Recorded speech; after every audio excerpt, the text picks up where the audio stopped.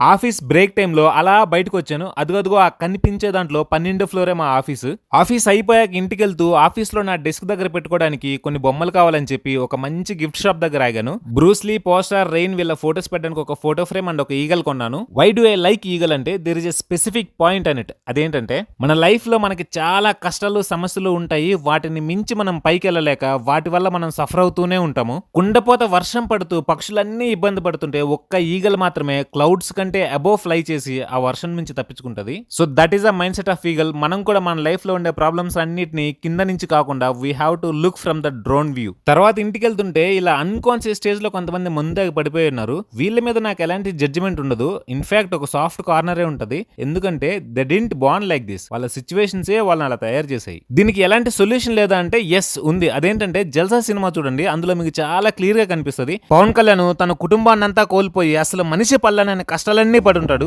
తండ్రి చనిపోయిన 6 గంటలకి తల్లి చనిపోతే ఆ బాధ ఎలా ఉంటుంది ఎప్పుడైనా అనుభవించావా? నేను అనుభవించాను. కంటికి కనిపించిన ఏదో ఒక శక్తి కొన్ని టన్నుల పర్వతం భూమిలోకి తొక్కుతున్నట్టు నీకు ఎప్పుడైనా అనిపించిందా?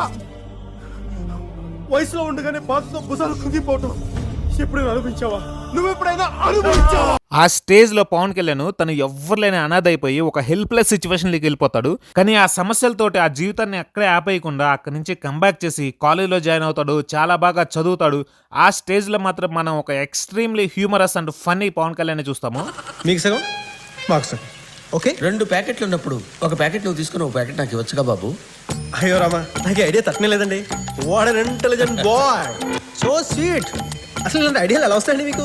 రే అభి, ప్రణవ్ గారు ఏమన్నారో విన్నావా? This is what exactly I'm talking about. నువ్వు చాలా సంతోషంగా ఉన్నావంటే దానికి మించిన బరువును నువ్వు గుండెల్లో మోస్తున్నావు అని చెప్పి అర్థం. అంటే లైఫ్లో మీకు ఎన్ని ప్రాబ్లమ్స్ ఉన్నా సరే దాన్ని ఆపోజిట్ సైడ్ నుంచి కౌంటర్ చేసుకుని వెళ్ళడము. Try to be extremely happy. అప్పుడు మీకు ఆ పెయిన్ అనేది చాలా లైట్ అయిపోద్ది అనమాట.